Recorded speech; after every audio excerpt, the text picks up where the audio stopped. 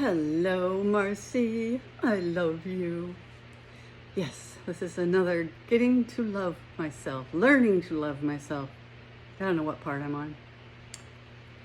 So, I wanted to talk about soul purpose or delusions. So, I was trying to make sense of why my spirit guides had me write the book on spirit guided healing 10 years after I had given up on it. They told me to write it, and it took me, they told me to write it after 10 years. Anyway, when I came back to the Kelso house that my daughter and I owned together,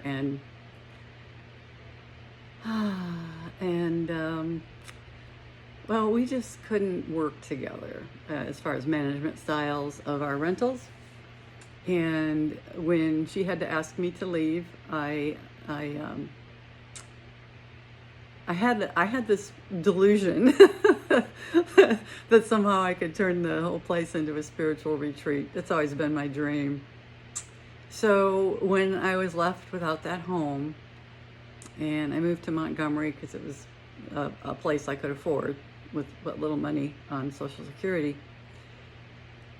And it was the best thing that happened to me because I never would have woken up.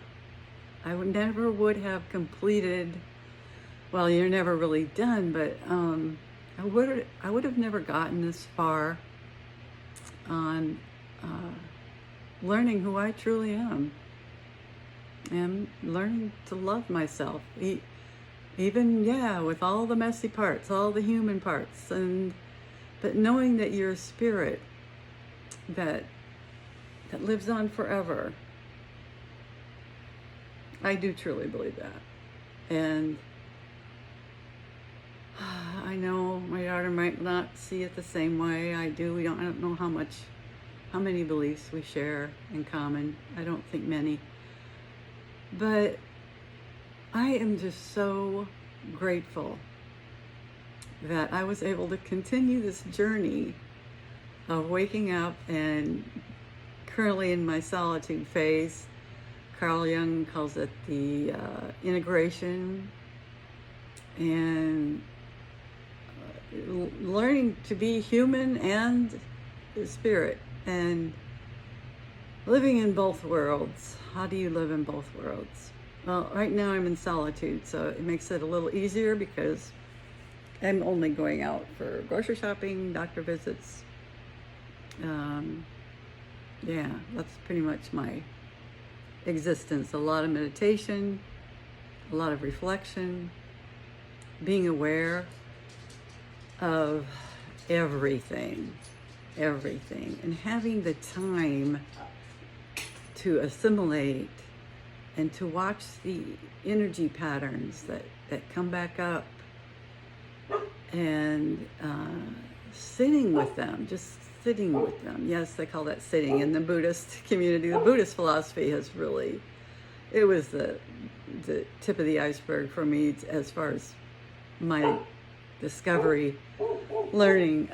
Carl Jung and Brene Brown have been instrumental, and Alan Watts in this latest, among all the spiritual teachers I've been listening to for years. Ram Dass I love and respect so much. And he says when you attain enlightenment, you'll be able to look at everybody and love everybody. And that means all the evil, all of this, everything going on with people and in the world. That's a little bit hard. I mean, I'm like, if I ever get to that point, whoa, in my lifetime, that would be amazing. But I'm thrilled to have gotten this far. And I had that delusion. And it was hard at first to be without a soul purpose. That's how I felt. But with the help of Freya has been a great help as well. Uh,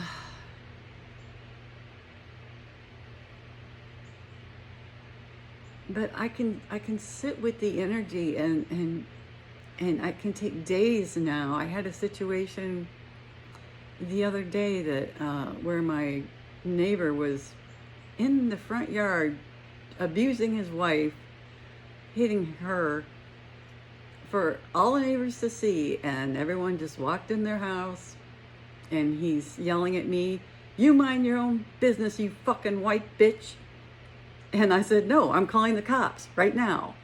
And I did, and I sat with her until the cops came and talked to them. She finally did get away. I've been helping her since I moved in a year ago. And but after that incident, you know, I called her, and because I questioned, why did you come back? She had gotten away.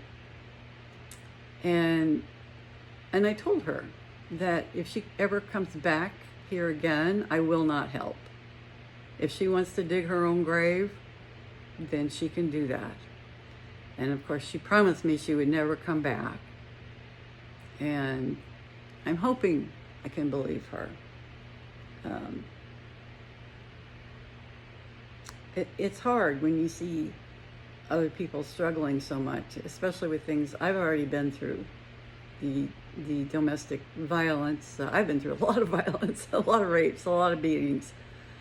It's been quite a life. And it wasn't until, of course, I quit drinking. I wasn't drinking a lot. At the end, I was only drinking like 2 ounces a day, which isn't that much. But I knew it was interfering with my spiritual practice. And so I let that go. And that was, I lasted 4 months in AA and went through all the steps. You know, was able to give my daughter some amends, but that didn't seem to help. And then I finally reached a point in the Dharma recovery, taught me how many of my issues are coming from PTSD, which yes, the past, a lot of PTSD.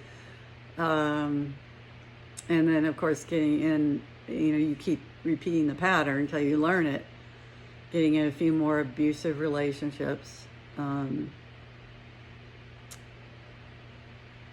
But now with that episode that happened on Tuesday, and it took me until a Friday. I was still running that energy through me and releasing it. I was a little confused the next day when I'm on the bus and I'm so agitated. And I'm like, I'm not usually like this. I'm usually pretty calm.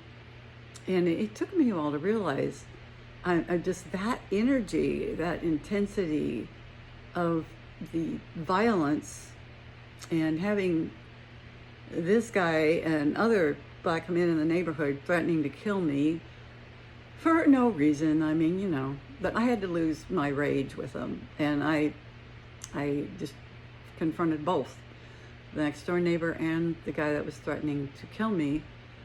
And I said, go ahead, I'm right here, take your shot, come on. You know, I am so fed up with this bullshit. You know, and I'm in Dharma recovery, and they're all teaching peace, love, and compassion. And I'm like, wait a minute. There is a time to let your rage out. You don't just sit back and take everything. You know, I vowed in 1997, I think it was. No, not 1976. The last time I was physically assaulted was actually by Camille's babysitter.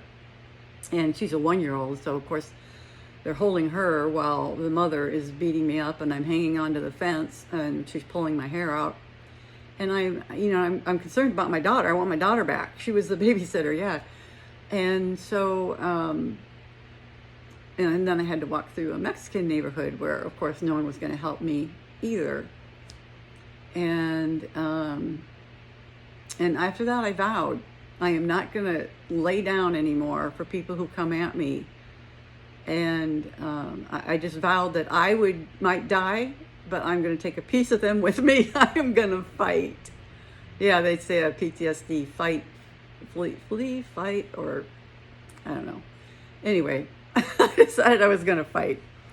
And ever since then, I've had men come up to threaten to attack me, and I'm just like, yeah, you and one army, come on, let's go. And they just figure I'm so crazy, I'm not worth dealing with. So that works. And the other thing that works is, now that I'm in a black neighborhood and they kind of are freaked out about witches, I do my witchy thing. I start doing these. I'm gonna, pretending I'm putting a spell on them. I'm not, but I want them to believe it. So yeah, I'm living in the real world. I want to be in the spirit world. I want to just be there. I want to live there. I don't want to deal with this. I don't like it. Okay, but it's here. It's what we have to do.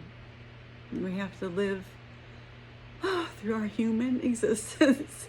Learn to love ourselves. Remember that we're a spirit and that we are worthy and we are deserving. And then finally we become free.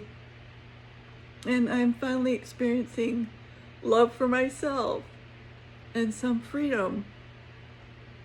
I don't know if I'll ever see my daughter again, but I know the things that have happened in our lives have been for our highest good. I really believe that. I believe that as spirits, we are so deeply connected. And right now in our human path, I believe, I might be delusional again, but I do believe that we are pushing each other to wake up.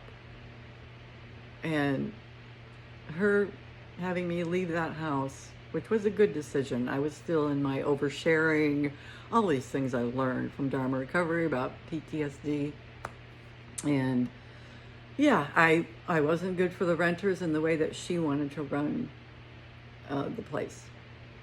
And so I've had to let that go, and I've had to learn that just being present in this world and waking up enough to realize that we can hold our own peace and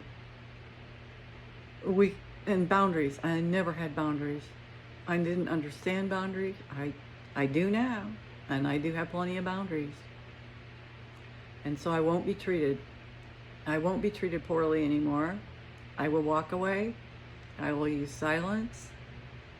And I will only have people in my life that are good for me. What can I say? I'm okay being alone. I am enjoying it immensely, immensely. And God bless you. I love you, Marcy. Keep going.